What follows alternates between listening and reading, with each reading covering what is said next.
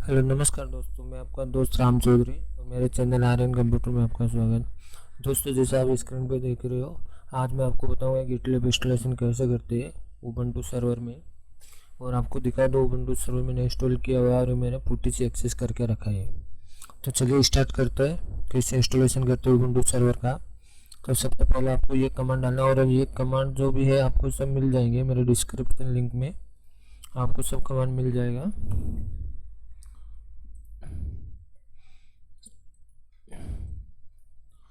दोस्तों, जैसे मैं कमांड टाइप कर रहा हूँ इसे आपको कमांड टाइप करना है। उसके बाद इंस्टॉलेशन होने के बाद मैं आपको ओपन करके दिखाऊंगा। उसके बाद अपन डेटा बैकअप कैसे रिस्टोर करते हैं वो भी आपको इसी वीडियो में बताऊंगा। ये आ गया। अभी इसके बाद ये करना है,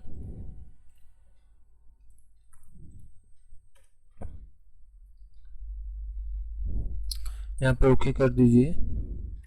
इंटरनेट साइट नोट कॉन्फ़िगरेशन यहाँ पे डाल दीजिए। General mail type configuration note configuration, क्योंकि ये कॉन्फ़िगरेशन में ईमेल बैकअप फाइल में कर देंगे हम। जो बैकअप फाइल है मेरा gitlab.rb फाइल रहता है बैकअप फाइल, उसके अंदर ये पूरा कॉन्फ़िगर किया हुआ है ईमेल वगैरह सब का। तो ये हो गया। अभी आपको ये कमांड टाइप करना है।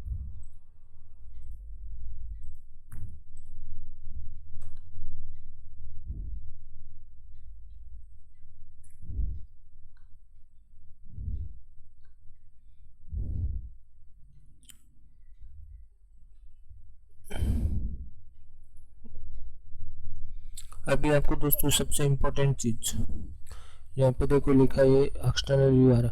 तो आपको जो भी इंस्टॉलेशन करना है तो आपको यहाँ पे एक्सटर्नल यूआरएल डालना पड़ेगा। जैसे मैंने डाला है HTTP, मेरा ये एक्सटर्नल यूआरएल। अमेजोन पे मेरा AWS का सर्वर, तो आपका जिधर भी रहेगा, जिधर से भी आप एक्सेस करना है एक्सटर्नल पब्लिकली, वो डालना रहेगा। वो भी नहीं भी डालोगे तो भी आप इंटरनल में एक्सेस कर पाओगे। तो ये मेरा गिटलैब वर्जन है जो डाला है वो सब। तो यहाँ पे कॉपी करता हूँ, वही वाइज करते हैं। लेकिन 225 MB का फाइल है, वो डाउनलोड होएगा, इंस्टॉलेशन होएगा। एक्सटर्नल यूआरएल वहाँ पे आप इंटरनल यूआरएल जो मशीन का IP रहेगा वो भी आप डाल सकते हो, फिर उसके थ्रू आपको एक्सेस होएगा वो। ये देखिए दोस्तों, इंस्टॉल हो रहा है, अभी 90% हो गया। और जो गिटलैब ई वर्जन अपना 13.8.3 है। तो ये वर्जन रिस्टोर करते टाइम आपको सबसे इम्पोर्टेंट चीज़ ये वर्जन का ध्यान रखना पड़ेगा। जो वर्जन का आपके पास बैकअप है वही वर्जन आपको इंस्टॉल करना है और वही वर्जन पे वो रिस्टोर होएगा। तो एक बात और बता दूं कि जो मेरे पास बैकअप है गिटलैब RB फाइल का, वो फाइल में मैंने LDAP कॉन्फ़िगरेशन, ईमेल कॉन्फ़िगरेशन वगैरह सब सेटिंग करके रखा है। तो ऐसा आप भी करके रख सकते हो। आपको मैं दिखा दूंगा। आपको कुछ प्रॉब्लम रहेगा मेरे को कमेंट कीजिए, मैं आपको बता दूंगा। ये वीडियो में सिर्फ आपको देखो गिटलैब इंस्टॉलेशन का ही बताया है। और ये देखिए गिटलैब इंस्टॉलेशन हो गया है।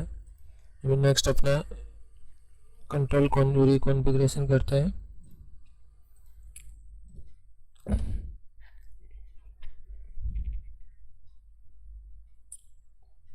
पूरा चेक करेगा, वो कॉन्फ़िगर करेगा। कुछ प्रॉब्लम रहेगा तो एरर देगा।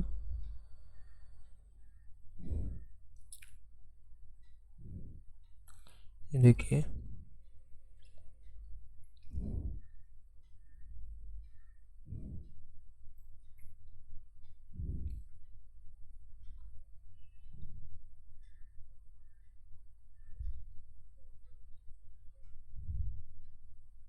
दोस्तों देखिए आपको लॉगिन में user name by default root रहेगा और पासवर्ड जब आप लॉगिन करोगे फर्स्ट टाइम तभी आपको क्रिएट करना है।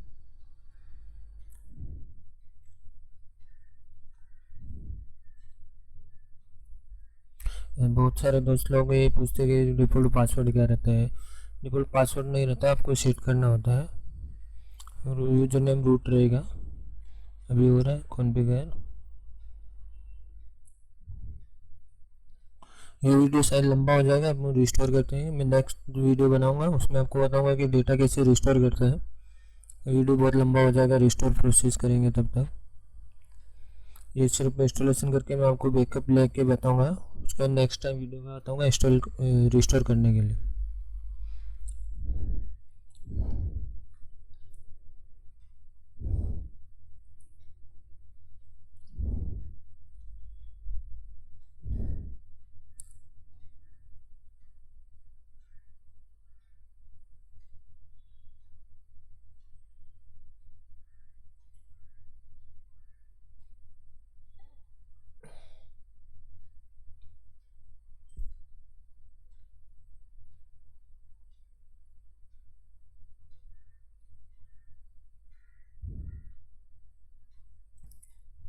देखिए अभी एक्शन से रिस्टार्ट हो रहा है, अप टू डेट हो गया, GitLab रिकॉन्फ़िगर हो गया। अभी दोस्तों आपको ये जो एक्सटर्नल यूआरएल डाला था वो यूआरएल ब्राउज़र में ओपन करना है।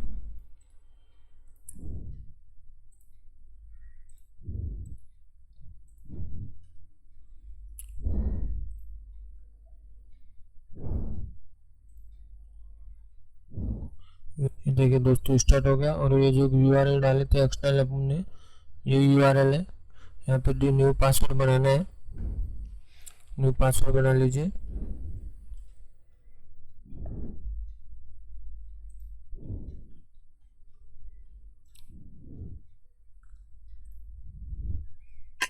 पासवर्ड बराबर नहीं डाला मेरे ख्याल से। अच्छा ओके शॉर्ट, तो 8 कैरेक्टर का पासवर्ड डालना आपको।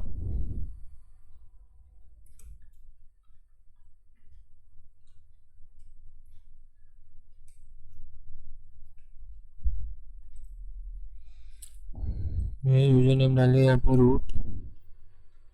और दोस्तों अभी मैं आपको रिस्टोर करूँगा ना, तभी लॉगिन करूँगा तो तभी आप देखोगे यहाँ पे एल्डअप का भी टैब आ जाएगा, और नेक्स्ट वीडियो में देखेंगे।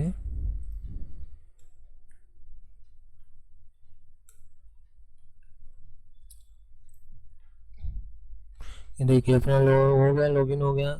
ये देखिए अभी नेक्स्ट वीडियो में दोस्तों मैं आपको बताऊंगा कि कैसे रिस्टोर करना डेटा किसी भी का, और कैसे वो बैकअप लेते हैं। अभी मैं बैकअप पहले इसमें बैकअप लेते हैं डेटा का, फिर रिस्टोर करके नेक्स्ट वीडियो में बताऊंगा। ये वीडियो बहुत लंबा हो जाएगा। चलिए मैं पहले बैकअप ले लेता हूँ।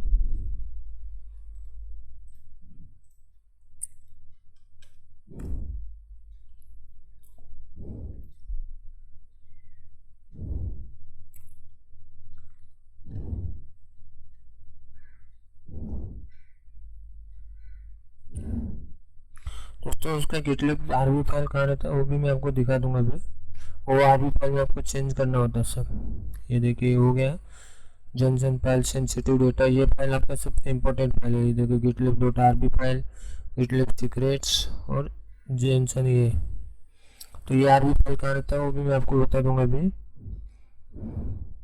एटीसी गिटलिब के अंदर आप देखोगे तो वहाँ पे आरबी फाइल मिलेगा आपको। अरे यार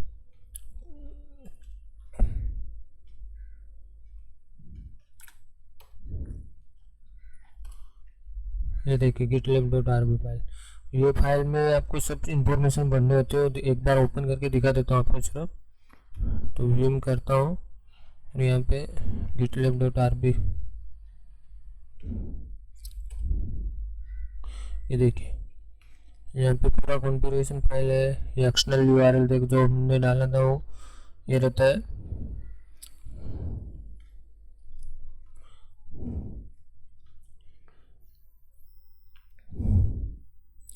पूरा गिटलिब डॉट आरबी फाइल में आपको इसमें ये सब एडिट करना होता है।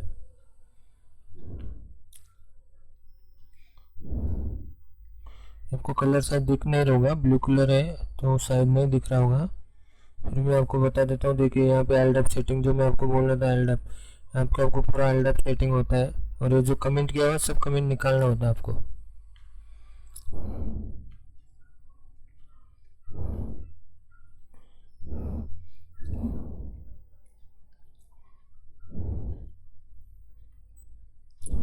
अभी बैकअप सेटिंग रहता है पूरा, ये सब इसमें चेंज हो रहा है। ये फाइल गलती से डिलीट नहीं होना चाहिए, डिलीट हो गया तो आपका रिस्टोर पर पूरा सेटिंग चेंज हो जाएगा।